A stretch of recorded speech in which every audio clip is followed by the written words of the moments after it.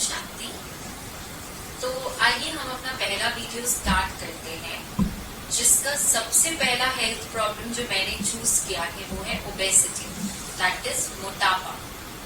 आज हम अगर देखें तो हर एक घर में हर दूसरा आदमी मोटापे से बहुत परेशान है। तो इसलिए for the easiest way out मैंने सबसे पहला जो टॉपिक चूज किया है आज को मोटापे के ऊपर है। तो हम आज मोटापे के ऊपर कंप्लीट सब चीजें जानेंगे, बट ये वीडियो एक नॉर्मल व्यक्ति के लिए है। नॉर्मल व्यक्ति से मेरा मतलब है जिसे कोई भी मेजर कोई प्रॉब्लम नहीं है।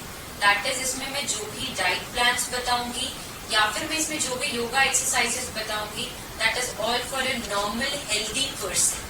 हम एक जो भी बीमारियों से रिलेटेड है तो उसमें अगर ओबेसिटी है तो फिर क्या करना है उसकी वीडियोस हम आगे जानेंगे आपके क्वेश्चंस के बेसिस में। But this first video is मोटापा for a normal person, that is उसको कोई शुगर नहीं, कोई बीपी नहीं, कोई बैक की प्रॉब्लम नहीं, ये बेसिकली उनके लिए है। तो चलिए हम जानते हैं मोटापे का बेसिक रीजन क्या है।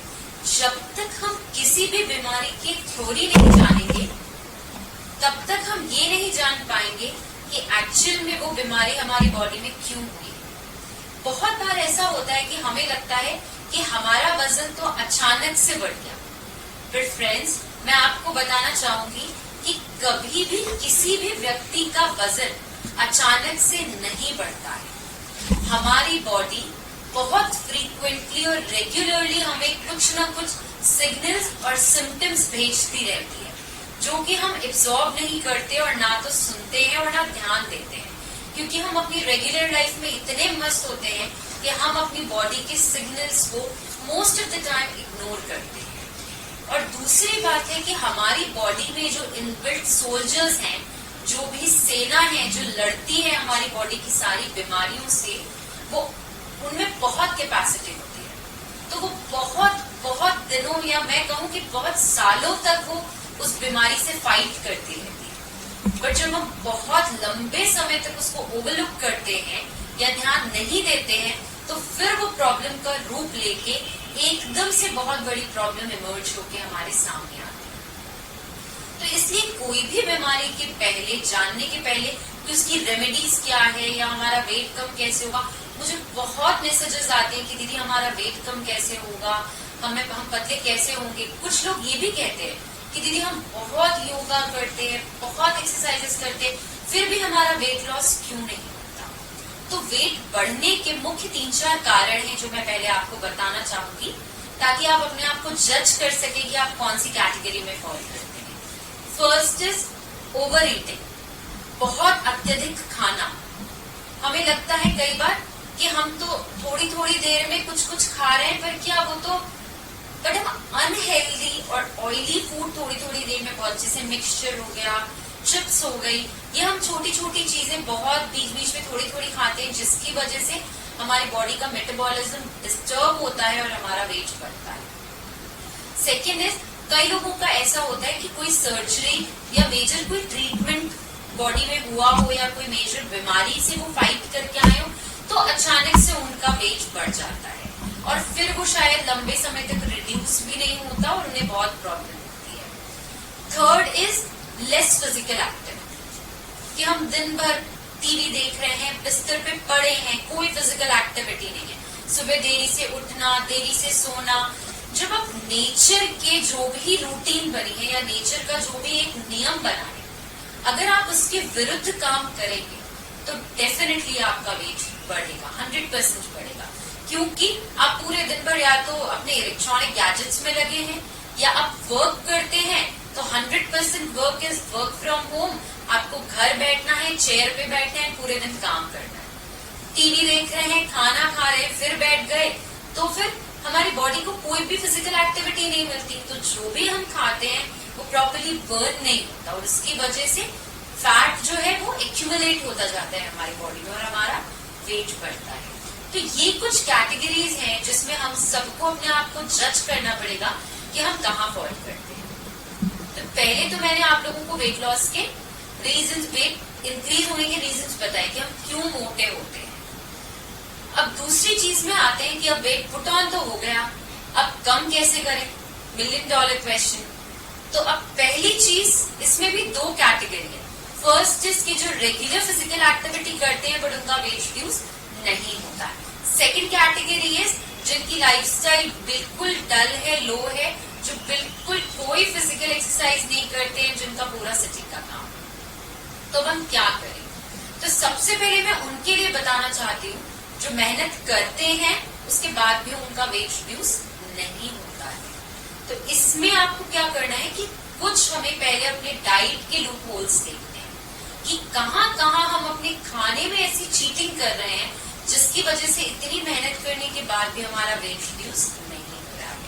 मेरा एक सिंपल सा लॉजिक है फ्रेंड्स कि आप जितनी कैलोरीज इंटेक करते हैं, अगर आपका वेट ज्यादा है तो आपको उतनी रिस्पेक्टिव कैलोरीज बर्न भी करनी पड़ेगी। बहुत सिंपल लॉजिक है लाइफ का। अगर आप बर्न नहीं करेंगे तो डेफिनेटली वो फैट एक्यूमुलेट होगा और आपका वजन बढ़ते ही जाएगा, तो शायद कभी रिड्यूसिंग स्टेज पे नहीं आएगा। तो अब रिड्यूस कैसे करें? फिजिकल एक्टिविटी तो करते हैं, फिजिकल एक्टिविटी करते हैं तो कुछ समय के लिए, जब तक आपको अपना वेट रिड्यूस करना है तब तक के लिए आपको अपने खाने के प्रति बहुत कॉन्शियस होना पड़ेगा। That is 100% no to oils, oily food, junk food बिल्कुल नो। मैं आपको इस आगे के वीडियोस में ये भी बताऊंगी how to cook without oil, हम कैसे बिना तेल के भी बहुत टेस्टी और अच्छा खाना भी बना सकते हैं जिससे हमें बेनिफिट मिले। दूसरी चीज मैं आपको कुछ कल्प बताऊंगी। कल्प माने कि पूरी दिन भर में दिनचर्या में हमें सिर्फ एक ही चीज खाना है। फॉर एग्जाम्पल, जैसे जिनको वेट की प्रॉब्लम होती है तो लौकी एक बहुत अच्छी औषधि है, तो आप लौकी कल्प करें पूरा दिन भर। लौकी कल्प माना पूरे दिन आपको सुबह से उठ के रात तक जितनी बार भी आपको भूख लगे आपको लौकी ही खाना है। या तो वो लौकी की सूप हो, या तो वो लौकी का जूस हो, या तो वो लौकी की सब्जी के रूप में आप बनाएं, या लौकी को सैलेड के रूप में यूज करें, या लौकी को रायते के रूप में यूज करें, बस आपको लौकी ही खाना है। जिनको भी अर्थराइटिस या कोई भी बीमारी है, जिनको वात रोग बहुत बढ़ा हुआ है, वो लौकी का जूस कभी नहीं पिएंगे। मेरे जो भी नोज है, डोंट्स है, वो आप बहुत ध्यान से सुनेंगे, नहीं तो आपको प्रॉब्लम होगी। कोई भी लौकी का जूस आप जिनकी प्रकृति, जिनका हाथ पैर अकड़ जाते हैं, वो लौकी का जूस ना पिए, उन्हें सिर्फ लौकी गर्म रूप में ही पीना है। और सूप में आप इतना सा घी डाल के उसमें थोड़ा सा जीरा और हींग का छौंक डाल सकते हैं, तो जिससे आपका डाइजेशन भी अच्छा होगा, आपको थोड़ा सा फ्लेवर भी मिल जाएगा। लौकी के सूप में मैं आपको सजेस्ट करूंगी कि आप उसे छाने ना, लौकी के चंक्स काटे, बिना छिलका उतारे। ध्यान देंगे मेरी बात को, बिना छिलका उतारे। अगर वो ऑर्गेनिक होती है तो बहुत बेटर होता है, पर अगर आपको लगता है कि लौकी उतनी ज्यादा ऑर्गेनिक नहीं है, बाहर की वो है, तो आप छिलका उतार लें। अदरवाइज लौकी को अच्छे से वॉश कर लें और बिना छिलके उतारे छोटे छोटे काट के आप सिर्फ कुकर में से सीटी दे सकते हैं। तो ये एक रेमेडी है। दूसरी चीज, आप पानी बहुत ज्यादा पिए। अगर आपको वेट लॉस करना है तो आपको फ्लूइड्स बहुत इंक्रीज करना पड़ेगा अपनी बॉडी में। आप पानी पिए, नारियल पानी पिए, तो उससे जब आप ज्यादा से ज्यादा पानी पिएंगे तो जो आपको भूख लगने की जो बार बार क्रेविंग होती है वो बहुत रिड्यूस हो जाएगी आपकी, तो वो आपको बहुत हेल्प करेगा।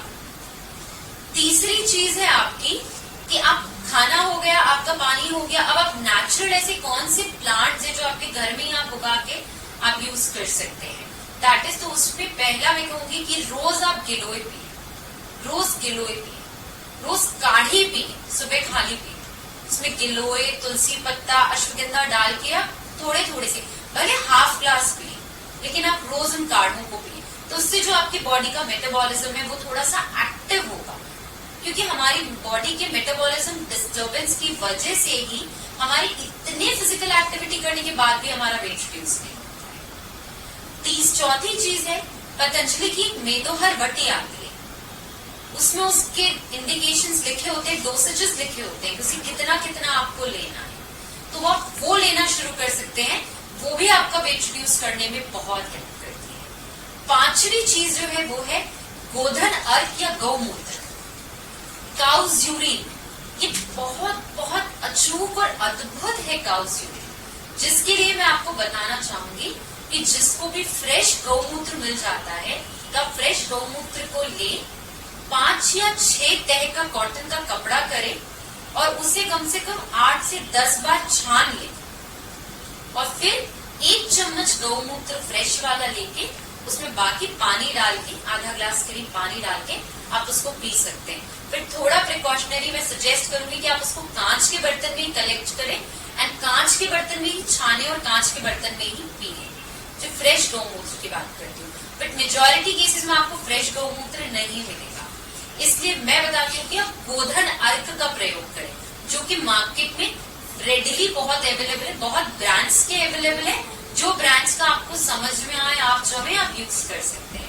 फिर नेक्स्ट इज गोधन अर्क। तो वो गोधन अर्क भी आप थोड़ा सा लेके पानी में मिला के आप अपना उसको यूज कर सकते हैं। तो जो गोधन अर्क है बहुत बहुत अच्छी होम रेमेडी है, वेट रिड्यूस करने के लिए बहुत अमेजिंग है। आप रेगुलर सुबह खाली पेट पीजिए बट सिर्फ 3 महीने तक, उसके बाद फिर 1 महीने पॉज कीजिए फिर शुरू कीजिए।